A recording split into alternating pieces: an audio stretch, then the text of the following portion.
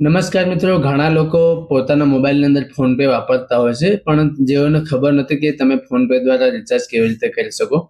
તો એની તમામ પ્રોસેસ આ વિડીયોની અંદર હું બતાવવાનો છું, જેથી કરીને પ્રોસેસ ફોલો કરીને તમે તમારા મોબાઈલનું રિચાર્જ કરી શકો. તો રિચાર્જ કરવા માટે તમારે સૌથી પહેલા તમારા મોબાઈલની અંદર ફોન પે ઓપન કરવાનું છે. ફોન પે ની અંદર જો તમે પેટર્ન લોક માર્યો છે તો પેટર્ન લોક માંગશે, અને ફિંગર લોક માર્યો છે તો ફિંગર લોક માંગશે, અને જો સ્ક્રીન લોક ન માર્યો છે તો તમારો ફોન પે ડાયરેક્ટ ઓપન થઈ જશે. ફોન પે ઓપન થશે એટલે તમે જોઈ શકો છો ઘણા બધા ઓપ્શન જોવા મળશે. તો આપણે મોબાઈલ રિચાર્જ કરવાનું છે, તો મોબાઈલ રિચાર્જનું ઓપ્શન સિલેક્ટ કરવાનું છે. અહીંયા તમે વાંચી શકશો અહીંયા મોબાઈલ રિચાર્જ, જે મોબાઈલ રિચાર્જનો જે ઓપ્શન છે એના પર આપણે ક્લિક કરવાનું છે. જેવું તમે મોબાઈલ રિચાર્જ વાળા જે ઓપ્શન છે એના પર ક્લિક કરશો એટલે તમને એક આ રીતની સ્ક્રીન જોવા મળશે.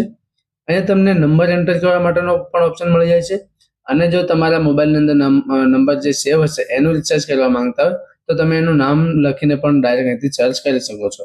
હું અહીંયા તમને નંબર એન્ટર કરીને રિચાર્જ કરીને બતાવીશ. તો સૌથી પહેલા આપણે નંબર એન્ટર કરવાનો છે, જે નંબરની અંદર આપણે રિચાર્જ કરવાનું છે. તો એના માટે અહીંયા ક્લિક કરીશું. ત્યાર પછી તમારો મોબાઈલ નંબર એન્ટર કરવાનો છે. મોબાઈલ નંબર એન્ટર કર્યા પછી એને સિલેક્ટ કરી લેવાનું છે. જેવું તમે મોબાઈલ નંબર સિલેક્ટ કરશો એટલે કઈ કંપનીનો નંબર છે, એટલે કે કઈ કંપની દ્વારા સિમ છે તો એ તમને જોવા મળશે.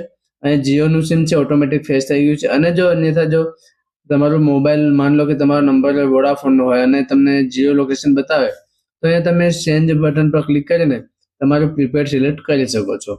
ત્યાર પછી તમારે આપણે રિચાર્જ કરવાનું છે. તો જે પ્લાન છે, જેવો તમે નંબર નાખશો ને એટલે તમારા જે પ્લાન હશે કંપનીના એ તમામ પ્લાન તમને અહીંયા જોવા મળશે.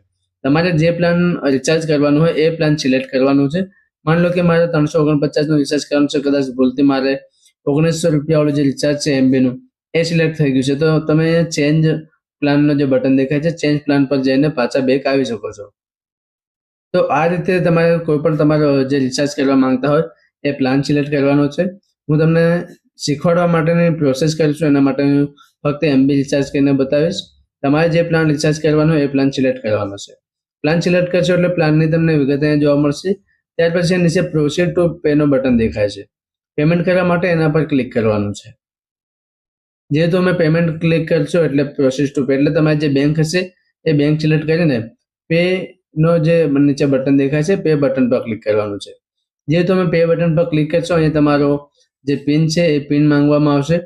એ પિન નાખવાનું છે, અને એ પિન નાખ્યા પછી પેમેન્ટ તમારું સક્સેસફુલી થઈ જાય તો તમને થોડીક જ સેકન્ડમાં તમારા મોબાઈલનું રિચાર્જ કમ્પ્લીટલી થઈ જશે.